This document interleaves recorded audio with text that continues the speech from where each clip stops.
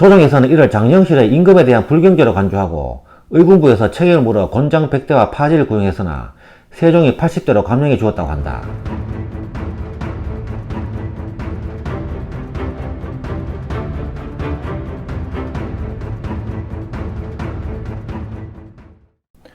위대한 과학자 장영실 편입니다. 1390년경 태어나서 1450년경 사망하였다. 장영실은 원나라 출신의 중국인 아버지 장성희와 동래현의 기생인 어머니 사이에서 태어난 천민 출신이다. 그의 아버지는 중국에서 와서 조선의 기생을 현지처로 삼은 기술자로 장영실의 과학적 자질은 아버지에게서 물려받은 것으로 보인다. 장영실은 본래 동래현의 관노였으나 태종이 그의 훌륭한 재주를 인정하여 발탁하였다. 장영실이 동래현 관노로 있던 시절 그는 일을 마치고 나면 누가 시키지 않아도 틈틈이 변기창고에 들어가 녹슬고 망가진 공구들을 말끔히 정비하여 현감의 신임을 얻었다고 한다. 장영실이 역사의 기록에 처음 등장한 것은 22세인 태종 12년으로 그 즈음에 이미 궁중에서 일하고 있었던 것으로 보인다. 세종은 장영실의 재주를 인정하여 부왕의 뒤를 이어 중용하였고 31세인 1421년 윤사웅, 최천구 등과 함께 중국에 보내어 천문기기의 모양을 배워오도록 했다. 장영실은 이때 벌써 조선 최고의 과학 전문 기술자로 인정받고 있었던 것이다. 국가적 대사업의 공식 연구단에 천민 출신인 그를 포함시켰다는 것은 그가 당시 어느 정도 수준의 실력자였는지를 알 수 있게 하는 대목이다. 귀국 후 34세인 1423년 천문기기를 제작한 공을 인정받아 면천되었고 이듬해 수동 물시계인 경전기를 보완해 첫 물시계를 만들어내자 세종은 장영실을 상의원의 별자로 임명하려고 허조와 조말생에게 의견을 물었는데 허조는 반대하고 조말생은 찬성하였다.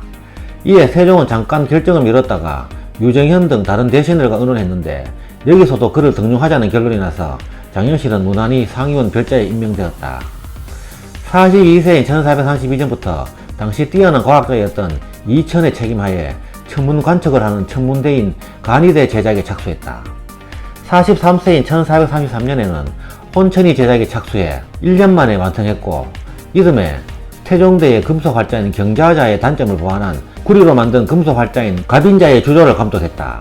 갑인자는 약 20여만 자에 달하며 글자의 모양이 아름답고 선명할 뿐만 아니라 종전보다 2배나 빨리 인쇄할 수 있었다. 이 갑인지로 수많은 서적을 출판해낼 수 있게 되어 세종대의 문화진흥에 크게 기여하기에 이른다. 이때 갑인지는 현재 남아있는 것이 없지만 그것으로 인쇄한 대학연이, 분류보주, 이태백시 등이 전해져 오고 있다. 같은 해 장영실은 우리나라 최초의 자동 물시계인 자경도를 만들었다. 세종의 명을 받아 김빈과 함께 제작한 이 자동 시간 알림 장치의 물시계는 중국과 아라비아의 자동 물시계를 비교, 연구하여 새로운 형태의 물시계를 만든 것이다. 세종은 장영실의 자경도가 정확하게 작동하는 것을 보고 크게 치하하며 그를 정사푼 무관벼슬인 호군으로 임명했다. 세종은 경복궁 경의로 남쪽에 보로각을 짓고 그 안에 자경로를 설치하여 이듬해 1434년 7월 1일부터 조선의 표준시계로 사용하게 했다. 보로각의 자공루에서 시간을 알려주면 궁궐 밖 종루에서 시간을 북이나 종을 쳐서 일반인들에게 알렸다. 보신강 옆으로 나있는 서울의 종로거리가 지금의 이름으로 불리게 된 것은 여기에서 유래했다. 장영실이 만든 자경루는 임진왜란 때 소실되고 현재 남아있는 것은 1536년에 숭례문과 홍인문에서도 시간을 알려주기 위해 추가로 만든 것이다. 이후 장영실은 많은 과학적 발명품들을 쏟아냈다. 천체 관측기구인 대간이, 소간이와 휴대용 해시계인 현죽19, 천평19, 시간과 함께 남북의 방위도 알려주는 해시계인 정남19, 종로 한복판에 설치해 지나가는 사람들이 언제든지 시간을 알 수 있도록 만든 최초의 대중용 해시계인 앙부19, 밤낮으로 시간을 잴 수 있도록 만든 천문관측기구인 일성정시2, 해의 그림자에 따라 절기를 알 수 있게 만든 규표 등이 그것들이다. 이러한 전문기기들과 시계의 제작은 세종의 강력한 지원하에 이루어진 것들이었다. 이렇게 제작된 관측기구들은 1434년에 완공된 천문대인 대간의대 안팎으로 설치되었고 이때부터 본격적으로 천문 관측 작업이 시작되었다. 이 대간의대는 높이만 해도 9.5m에 이르는 왕립 천문대로 당시에는 세계에서 가장 큰 규모였다. 대간의대도 임진왜란 때 파괴되어 남아있지 않은데 신무분 서쪽 부근에 있었던 것으로 추정할 뿐이다. 48세인 1438년 자경루를 발전시켜 두 번째 자동 물시계 옥루를 개발하였다. 옥루는 시간을 알려주는 자경루와 전체의 운행을 관측하는 혼천의 기능을 합친 것으로 시간은 물론 계절의 변화와 절기에 따라 해야 할 농사일까지 알려주는 다목적 시계였다. 시계의 배경으로 농촌의 사계절의 광경을 그린 화폭을 세우고 선녀가 방울을 들고 나타나는 모양, 사람, 동물, 나무 등을 나무로 조각하여 농촌의 자연을 재현하는 등을 비롯하여 여러가지 움직이는 모습을 한 인형이 나타나고 사라지게 만든 것으로 옥루가 완성되자 세종은 기쁨을 감추지 못했다.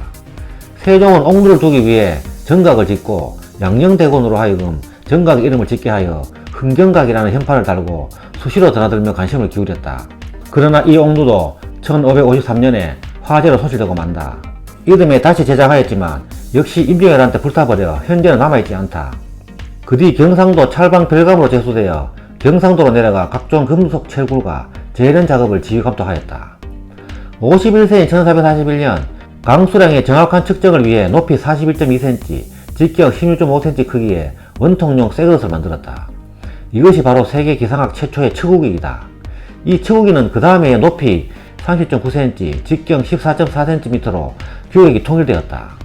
그러나 그때 만들었던 측우기는 현재 남아있지 않고 1847년에 만들어진 금령 측우기가 보물 제561호로 지정되어 기상청에 보관되어 있다.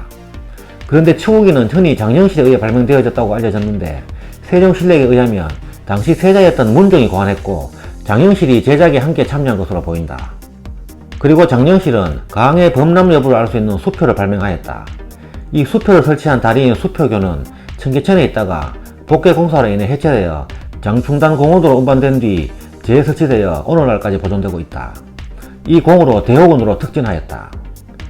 천문기구 제작이 끝난 후에도 장영실은 금속 재련 전문가로 관료 생활을 하다가 52세인 1442년 3월 세종이 온천욕을 위해 이천을 다녀오던 중 장영실이 책임을 지고 있던 세종대왕의 의가가 갑자기 부서지는 사건이 일어난다.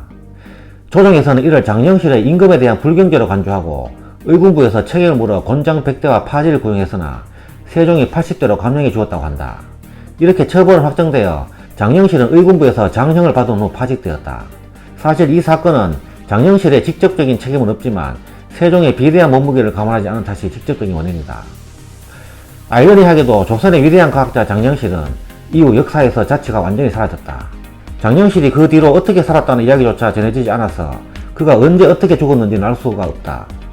승승장구하는 삶이 한순간에 가로처럼 흩어져서 그 흔적조차 찾을 수 없는 것은 장영실이 원체 혈통이 없는 천민 출신이기 때문이기도 하겠으나 파직 이후 곧바로 사망하거나 스스로 완전히 종족을 감춰버린 것이 아니라면 역사가들에 의해 의도적으로 말년의 삶이 무시되어 버린 탓이라고 짐작할 따름이다.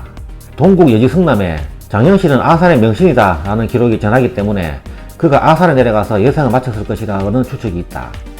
장영실은 비록 인생의 최정상에서 갑자기 허무하게 추락하고 말았지만 장영실이 우리에게 던지는 의미는 참으로 크다. 그는 천한 노비 출신이었지만 자신이 할 수 있는 일을 찾아 끊임없이 노력했다. 그리하여 누구도 넘보기 어려운 정점까지 오를 수 있었다. 충청남도 아산에 가면 장영실 과학관이 있고 부산광역시 동래구에는 장영실 과학동산이 있다. 장영실의 묘는 충청남도 아산시 인주면 문방리에 흠묘로 조성되어 있다. 지금까지 장영실 편이었습니다. 감사합니다.